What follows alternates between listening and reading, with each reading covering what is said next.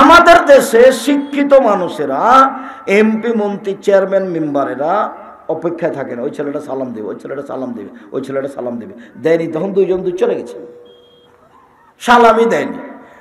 আর এখনো মিশরে দেখে আসলাম, সৌদি আরবে, মিশরে ওরা এখনো বুঝতে পারেনি যে এমপি মন্ত্রীকে পরে সালাম দিতে হবে, রিক্সাওয়ালাকে আগে দিতে হবে। এটা ওরা বুঝেনি। ওরা বুঝেছে যে আগে সালাম দিবে সে সবচেয়ে ভালো, যে আগে সালাম দিবে সে সবচেয়ে ভালো। অতএব আমি একজন এমপি, রিক্সাওয়ালাকে বলছি আসসালামু আলাইকুম, এই ছেলে অমুক জায়গায় যাবা? আগে কি বলছে এমপি রিক্সাওয়ালাকে? আসসালামু আলাইকুম, অমুক জায়গায় যাওয়া। ওরা এখনো বুঝতে পারেনি যে আমাকে ওই সালাম দিবে। ওরা এখনো মনে করেছেন নবী বলেছেন সবচেয়ে উত্তম ব্যক্তি ওই যে আগে সালাম দেয়। মুহাম্মদ সাল্লাল্লাহু আলাইহি ওয়াসাল্লাম বলেছেন সবচেয়ে খারাপ, বর্বর, জঘন্য, শয়তান মানুষ ওই যে পরে সালাম দেয়। ও কৃপণ, আবখাল, সবচেয়ে কৃপণ, বদ। সালামের অপেক্ষা আছে, কেন দেয় না, কেন দেয় না, কেন দেয় না? হ্যাঁ বেটা সালাম দিস না কেন রে? শরীয়ত উল্টে আছে। এটা বাংলাদেশ, তবে এটা নওগাঁ জেলা, রাজশাহীর অন্তর্ভুক্ত। এটা সিলেটও নয়, এটা ফরিদপুরও নয়, এটা আপনার চট্টগ্রামও নয়। ওরা হলো শিরক আর বেদাত দিয়ে ভরা। আব্দুর রাজ্জাক সাহেব আমাদের নওগাঁ এলাকাও একটু শিরক বেদাত দিয়ে ভরা হতে পারে। সম্মানিত দিনী ভাই বোন, অত্র ছটার শেষে আল্লাহ নবী বললেন প্রতিবেশী বাড়িতে না থাকলে তার কল্যাণ কামনা করতে হবে, জরুরি কল্যাণ কামনা, পরস্পরের কল্যাণ কামনা। এই ছেলে কোনোদিন দল করে না জানি, যদি দল করো না খালি মনে চাইবে ও মরে না কেন, ও বিপদে পড়ুক, ও বিপদে পড়ে গেলে বলবো ঠিক আছে, ঠিক আছে বেটা, ঠিক আছে। দল করলে তোমার ভিতরে সংকীর্ণতা আসবে, দল করলে তোমার ভিতরে সংকীর্ণতা আসবে। শয়তান খালি বলবে ওর বদনাম কর, ওর বদনাম কর, ওর বদনাম কর। শয়তান আপনাকে খালি পাগল করে ছাড়বে। সেজন্য এইসব পথে যাবেন না। আব্দুল্লাহ ইবনে আব্বাস রাদিয়াল্লাহু তাআলা আনহু বলেন দাখাল রাসূলুল্লাহ সাল্লাল্লাহু আলাইহি সাল্লাম আলা আরাবিন ইয়াউদহু, আল্লাহর নবী একদিন পল্লীর বেদুইন অশিক্ষিত গোয়ার মানুষকে দেখতে গেলেন।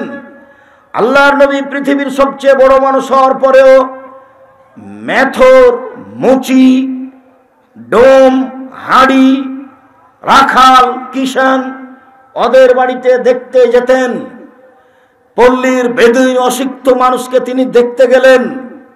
তার একটা নীতি ছিল, কানান নবী সাল্লাল্লাহু আলাইহি সাল্লাম, আল্লাহর নবীর নীতি ছিল যখনই কোনো অসুস্থ মানুষকে দেখতে যেতেন তখন তিনি বলতেন লা বাসা তাহুর ইনশাআল্লাহ, কোনো সমস্যা নেই, ভালো হয়ে যাবে, কোনো সমস্যা নেই, ভালো হয়ে যাবে। এই কথাটা আগে বলতেন। তো বেদুইন মানুষের কাছে গিয়ে, পল্লীর অশিক্ষিত মানুষের কাছে গিয়ে বললেন লা বাসা তাহুর, কোনো সমস্যা নেই, ইনশাআল্লাহ ভালো হয়ে যাবে। যেমন এই কথা বলা হতো, পল্লীর মানুষ বুঝে না, ও তখন বলছে কাল্লা, কখনো নয়, অসম্ভব হতে পারে না, আপনার কথা ঠিক নয়। বল হম্মা আলাইয়া, আমার গায়ে খুব জ্বর, আমি মরি মরি, তাজুরুল কবর, কবর আমাকে দেখছে, আর আপনি বলছেন ভালো হয়ে যাবে। হ্যাঁ, আপনার কথা ঠিক নয়। দেখেন কত অশিক্ষিত মানুষ, পল্লীর মানুষ। আল্লাহ নবী যে কথাটা বললেন সে কথাটাও মেনে নিতে পারল না। তখন আল্লাহ রাসূল বললেন ফানাম এদান, আচ্ছা ঠিক আছে, তাহলে তুমি যেটা বললে সেটাই। আল্লাহ রাসূলের কথাটাও মানল না। হাদিস বুখারী মুসলিম। আমি এখানে যেটা দেখাতে চেয়েছি সেটা হচ্ছে পৃথিবীর সবচেয়ে বড় মানুষ গ্রামে একটা পল্লীর বেদুইন অশিক্ষিত মানুষকে দেখতে গেছেন। উম্মু সাহেব আব্দুল্লাহ ইবনে ওমর বলেন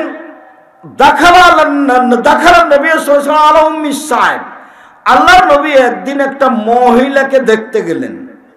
মহিলাকে দেখতে গিয়ে বলছেন মালাকা তুজাবজিফিনা, কি ব্যাপার, তোমার কি হয়েছে, তুমি এত থরথর করে কাঁপছো কেন, কি হয়েছে তোমার? তখন মহিলা বলছে যে হম্মা আলাইয়া লা বারাকাল্লাহু, গায়ে খুব জ্বর, আল্লাহ যেন এতে বরকত না দেয়, গায়ে খুব জ্বর, আল্লাহ যেন জ্বরে বরকত না দেয়। তখন আল্লাহ রাসূল বলছেন না না না না, লা তুসবিল হুম্মা, ছি ছি ছি ছি ছি, জ্বরকে গালি দিও না, জ্বরকে গালি দিও না। ফাইন্নাহা তুজহাবু খাতায়া বানি আদম কামা ইজহুল কিরো খাবাল সাল হাদিদে। কামারের ভাটিতে, কর্মকারের ভাটিতে, কর্মকারের হাপড় যেখানে বাতাস দিয়ে আগুন জ্বালায়, ওই আগুনে লোহা, স্বর্ণ, চাঁদির ময়লাকে যেভাবে দূর করে দেয়, আদমের ছেলেমেয়ের পাপকে জ্বর সেভাবে দূর করে দেয়। হাদিস বুখারী মুসলিম। এটা মনে হয় মনে রাখতে পারবেন না। কামারের ভাটিতে লোহা দিলে, স্বর্ণ দিলে, চাঁদি দিলে যখন লাল হয়ে যাবে, তখন ওর গায়ে যেটুকু ময়লা আছে সেটুকু কি হবে? পড়ে যাবে। আল্লাহ নবী বলছেন, এই কামারের ভাটি যেমন স্বর্ণ চাঁদি লোহার ময়লাকে দূর করে দেয়, মানুষের গায়ের জ্বর তেমন মানুষের পাপকে কি করে দেয়? মুছে দেয়। রাসূল সাল্লাল্লাহু আলাইহি সাল্লাম বলছেন যে কাউকে যদি আল্লাহ তাআলা জান্নাতে দিব মনে করেন, তারপরে ও যদি আমল করে করে করে করে জান্নাতে না যেতে পারে, একটা বড় মর্যাদা আল্লাহ তাকে দিয়ে দিয়েছেন, কিন্তু আমল করতে পারছে না, তখন আল্লাহ তার শেষের দিকে অসুখ বিসুখ দিয়ে দিবেন, অসুখে ফেলে রাখবেন, অসুখে ফেলে রেখে রেখে রেখে তার নেকি বেশি করে দিয়ে তাকে ওখানে জান্নাতে দিয়ে দিবেন। রাসূল সাল্লাল্লাহু আলাইহি সাল্লাম বলছেন, আল্লাহর নবী বলেন, পৃথিবীর মানুষ শুনে রেখো,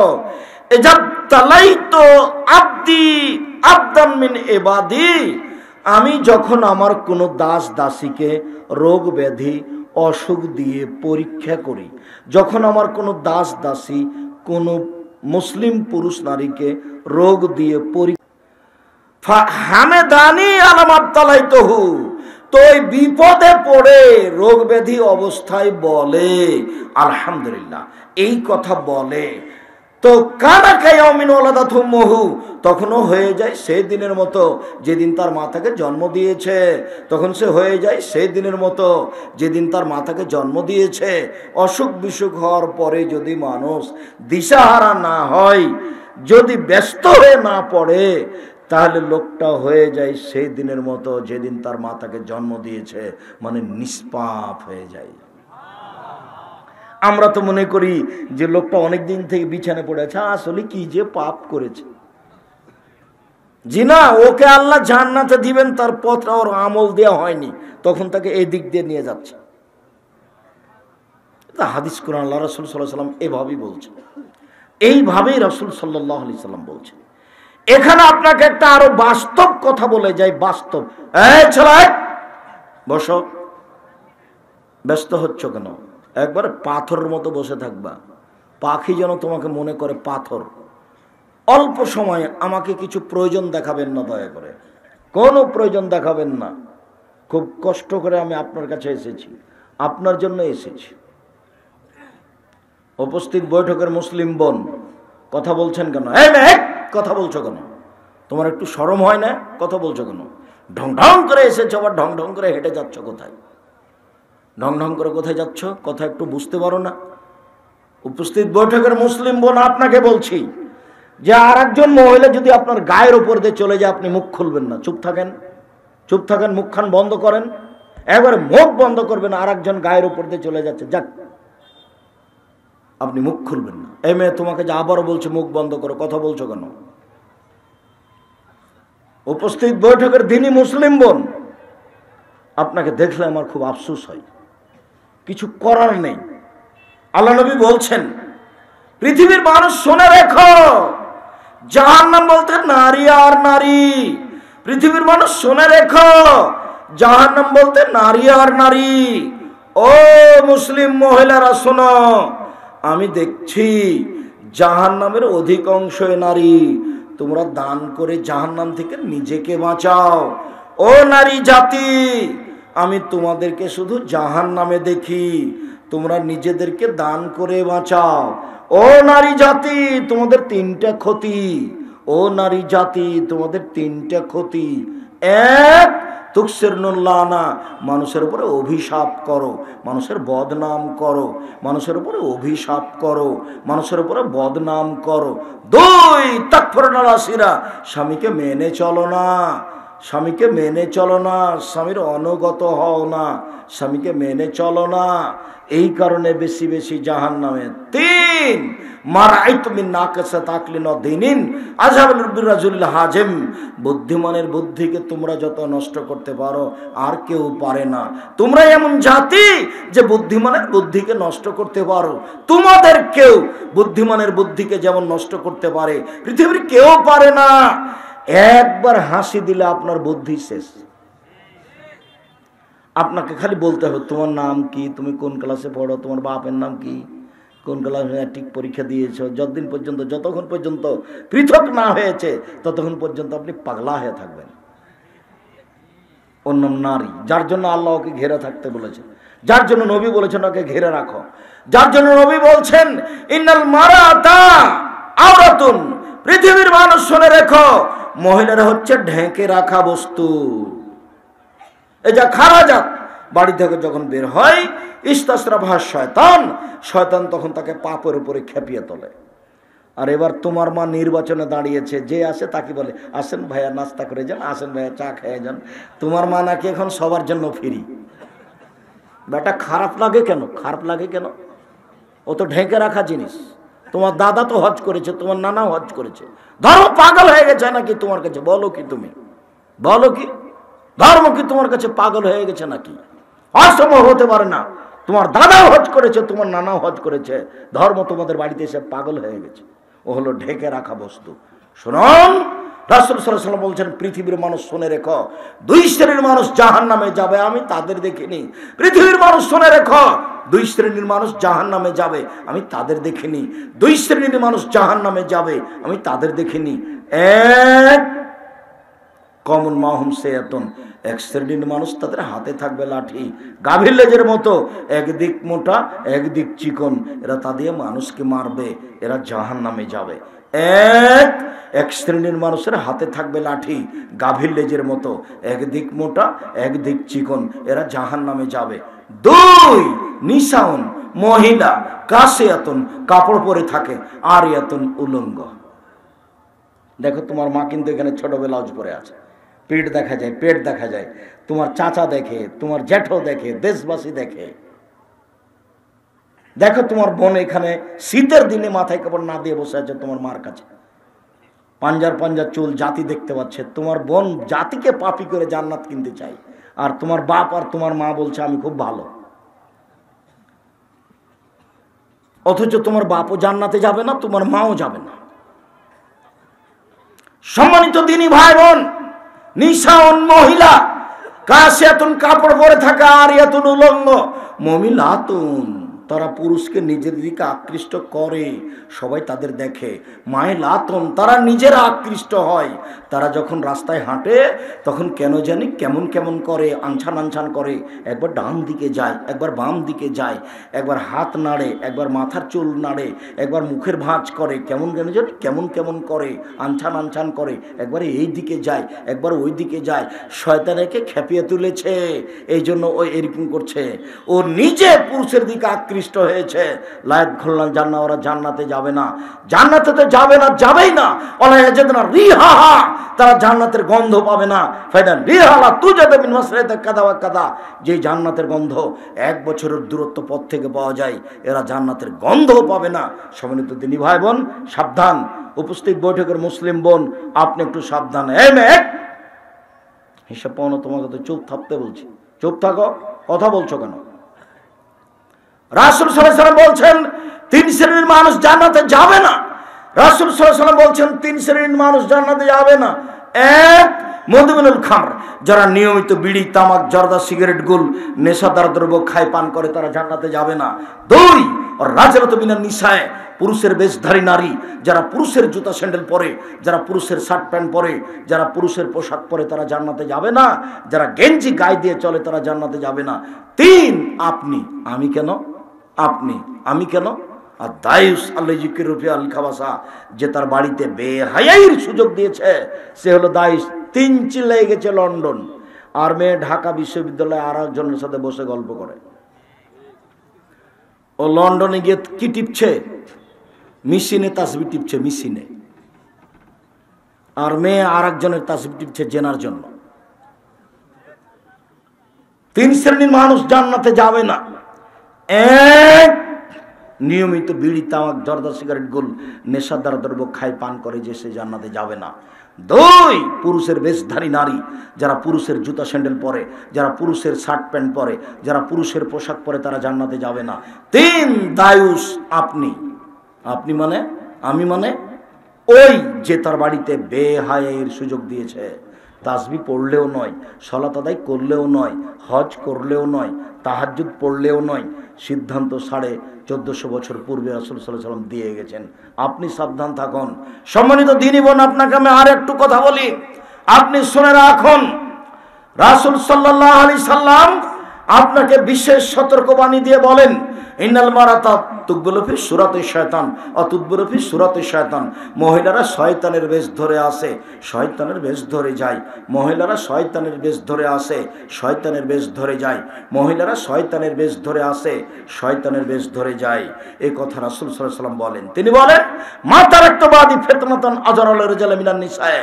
আমার জীবনে আমি ছাড়িনি কোনো বস্তু যেটা পুরুষের জন্য বেশি বিপজ্জনক হতে পারে নারীদের চেয়ে। নারী হচ্ছে সবচেয়ে বিপজ্জনক বস্তু পুরুষের জন্য। নারী হচ্ছে সবচেয়ে বিপজ্জনক বস্তু পুরুষের জন্য। আব্দুর রাজ্জাক সাহেব, সাদ করে আপনার বক্তব্য শুনতে এসেছি, খুব কষ্ট দিচ্ছেন নাকি? তা নয়, আপনাকে আমি কষ্ট দিইনি। আমি কেন আপনাকে কষ্ট দিব? আপনি আমার দ্বীনি বোন, আপনাকে আমি খাদিজা রাদিয়াল্লাহু তাআলার মতো মনে করি, আপনাকে আমি আয়েশা রাদিয়াল্লাহু তাআলা আনহার মতো মনে করি। আপনাকে আমি কষ্ট দিব কেন? আমি দুঃখিত।